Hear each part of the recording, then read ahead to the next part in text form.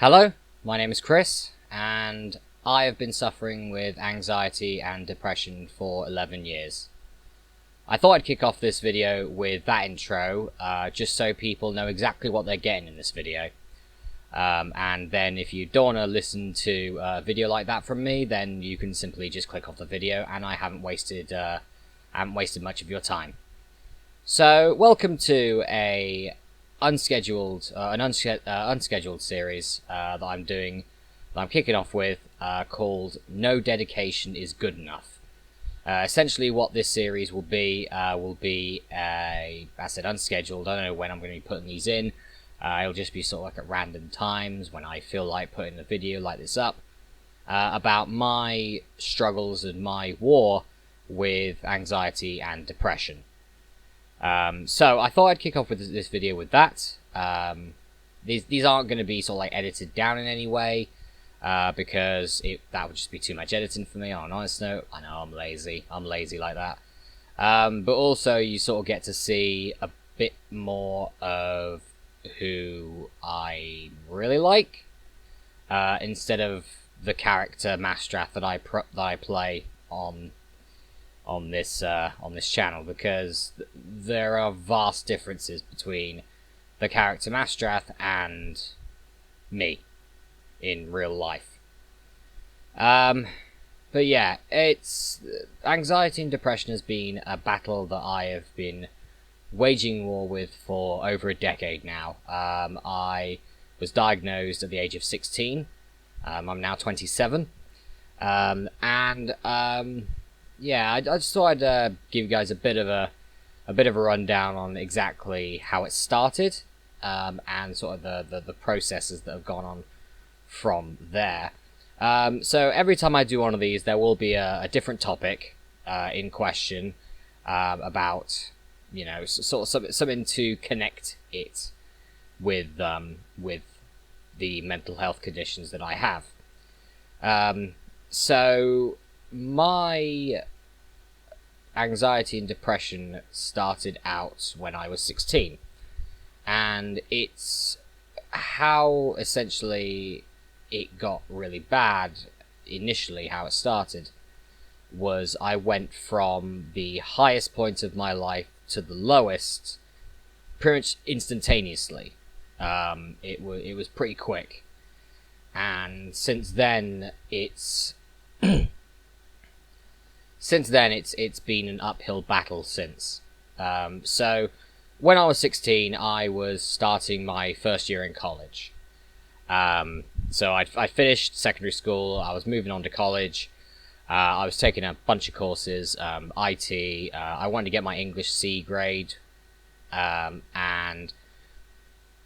music technology as well, because music technology was one of the subjects in school that I actually did really well at.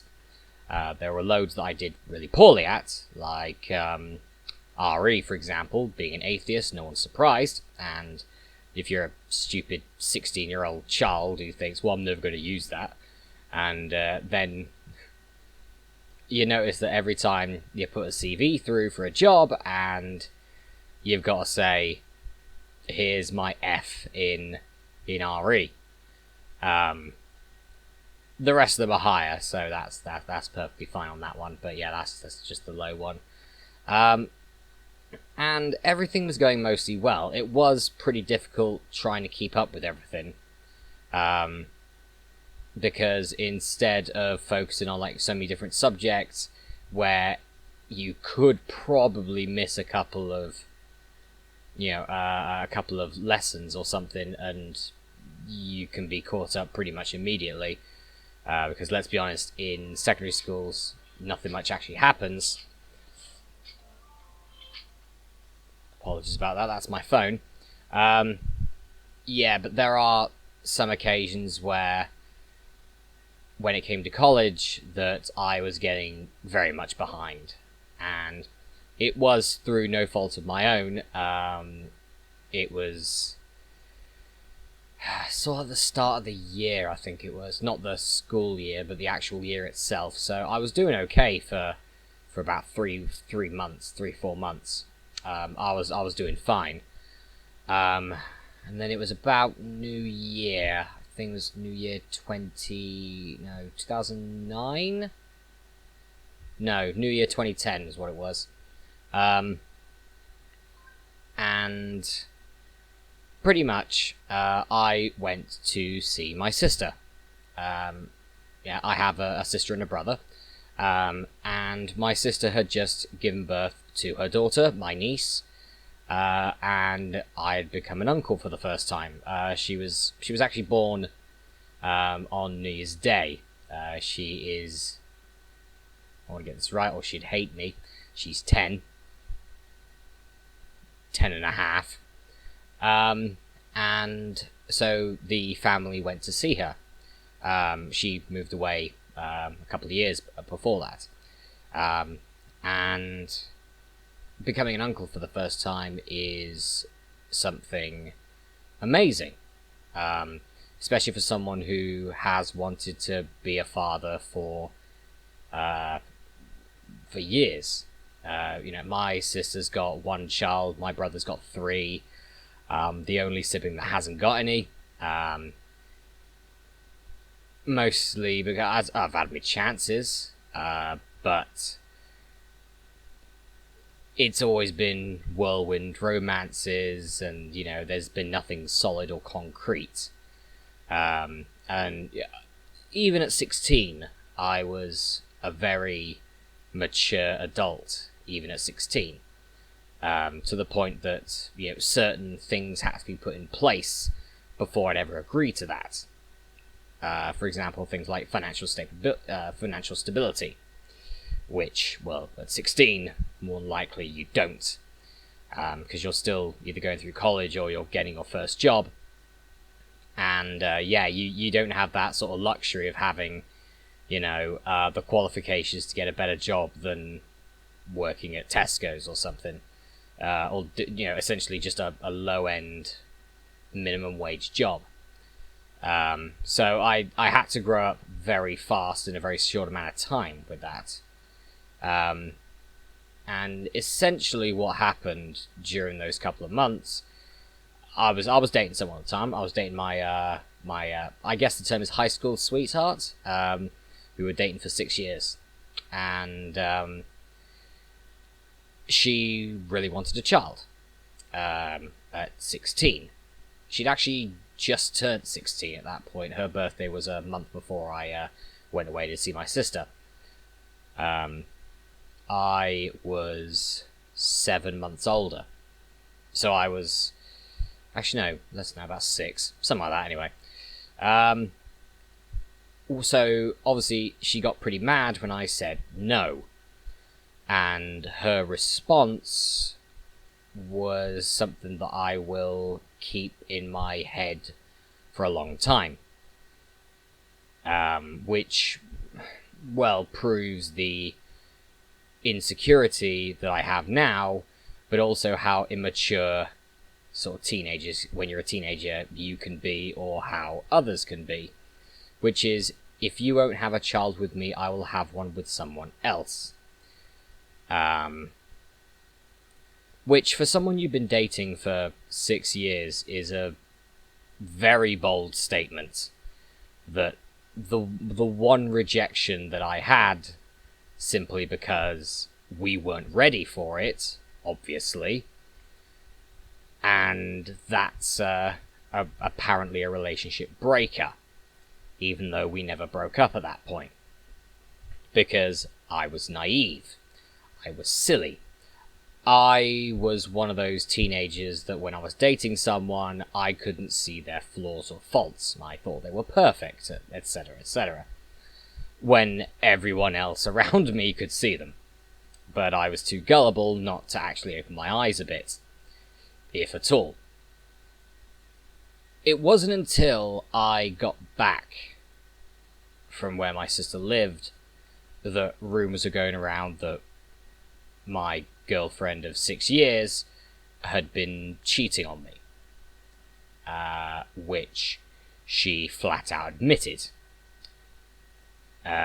With actually one of my closest friends at that point. Someone a year below me at school, but was in sort of the same friend group, and that sent me just straight into a spiral. And we'd had our tiffs before, but this was the biggest. We even had our sort of breaks, and she started dating someone else for like a week. Some of that, and then on a honest note, looking back on it, she was very, very untrustworthy. Looking back on it, but again, I was gullible. But I will still say that this is why I went from the top of my world to the lowest point. Becoming an uncle for the first time, even 11 years on, nearly 11 years on, is still the greatest moment of my life. Nothing has surpassed that as of yet. And, probably until I have children myself, nothing ever will. Or maybe if this channel gets 1 million subscribers, that might be close. That was my attempt at a joke. Because that will never happen. Yeah, so holding my niece in my arms for the first time is sheer ecstasy. Knowing that you're an uncle for the first time. I was probably happier that I'd become an uncle for the first time more than, I know, as much as my sister was being a mother for the first time, probably not that much. But close. And to the point that me and my niece are still very close at the moment, just due to just sort of like all that. And that was my highest point. Then we get to the low point, and a sudden judder in your life like that can send it into a spiral. Completely into a spiral, and that's what happened with me. I essentially dropped out of college. I didn't go back. I think I went back for one hour of one day, hated it, felt like crap the entire time, and just left. I did not want to be anywhere that wasn't my room or the house I lived in. Somewhere where I know that I was, something that I was used to. And I did not want to go anywhere else. And I was going to risk my education on that, which to most people listening may seem as a really stupid idea. You're flunking out because of that. But if you're in the situation of a teenager who is being incredibly irrational, then they're unpredictable, and that's what I was. Essentially, I had no idea what I was going to do next. More than likely, it was nothing for the whole day. And it got to the point that it was starting to take an effect on my health, my physical health. I had gained quite a lot of weight at that point. It got to the point, and it took me... it took me about probably 6 months of mourning for that before I was able to finally find some sort of strength or will within myself to get out of this rut that I was in, the first of many. So I lost the weight about as quickly as I put it on. I have put it all back on since, but that's just because I'm too lazy to go anywhere. It's not because I feel only safe in the house, or this is the only safe zone I've got. Nothing like that, because I go out for walks and I go out for a pint every so often. But then they got different problems, like other medical conditions I've got, which makes it very difficult for me to sort of exercise regularly, and just due to the fact that I'm always tired. Again, another thing with sort of depression, you are exhausted most of the time, and waking up becomes a trial. Getting out of bed becomes a trial. getting changed becomes a trial. Essentially, doing anything becomes a trial, depending on what depending on what mental condition you're in. But anyway, back to the story. So so I had finally decided to sort my life around in around I think it was about May, June of that year. So about sort of 6 months later after what happened. And as I said, I lost the weight about as quickly as I put it on. I went for very long walks. This is when my other physical conditions weren't as bad as they are now. So while I'm now restricted, then I wasn't. So I was. That's how I was able to sort of sort it out pretty quickly. And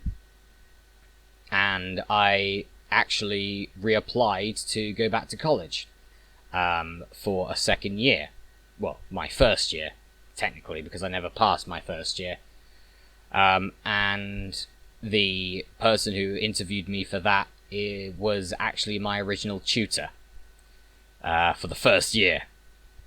And she was fine with me back, with having me back, but I asked to only take one course.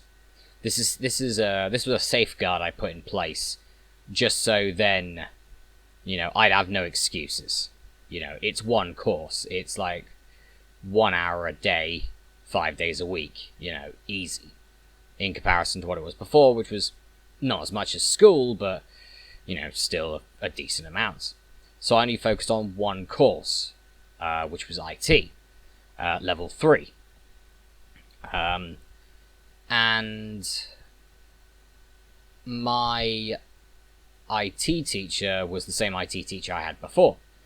He was very reluctant to have me back because of how I flunked the first year.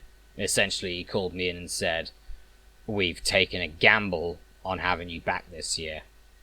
And those words stick with you. When someone has taken a gamble for you to try and better yourself, due to something that you did that was just dumb, but it made sense at the time. And I can happily say that 2 years later, I have my extended diploma level 3 in IT practitioner from college. At a merit grade, which is better than a passing grade and way better than the fail that I got the time before. Has that extended diploma helped me in any way? Probably not. Well, maybe it has, but no one's told me about it, so it might have done. But yeah, from then on in, it was, I guess, a gap year off, you could say. I didn't go anywhere. It was just I was trying to sort of hone my IT skills. I mean, I was hoping that I was going to get a job in IT quicker than when I actually did, which was at the age of 24. Yeah, I was hoping sort of like at 18 years old that I was going to get it like within the first 2 years. And I was like, well, looking back on it now, there are a bunch of university graduates who are still waiting. So, yeah, no chance of that. Again, youth and naivety just showing right there. But in that battle, I did win, eventually. It took longer than expected, and there were some hurdles along the way. Bullying and the loss of a very close family friend, just to name two, during that time, which I won't go into. That might be on a different video on those ones. A possible thing for the future, maybe. But yeah, in the end, I did win that one. On some occasions, I don't. I will mention those as well. Just say this is by no means a success story. My battle with depression is not a success story. It's given about as much as it's taken. So it is an ongoing battle, which I face every day. And we will be doing some other topics for this at some point. As I said, I don't know how long this sort of series is going to last for, nor do I know how regularly they will be going up. They could be daily, 2 days, 3 days, weekly, monthly, fortnightly, who knows. But with that is a story of essentially how I first got anxiety and depression, and how I got over the first hurdle with it. So, I've been Masterath, and I will see you for, well, whatever video I'm doing next. I think it's PDC World Championship Darts Pro Tour, so I'll see you then.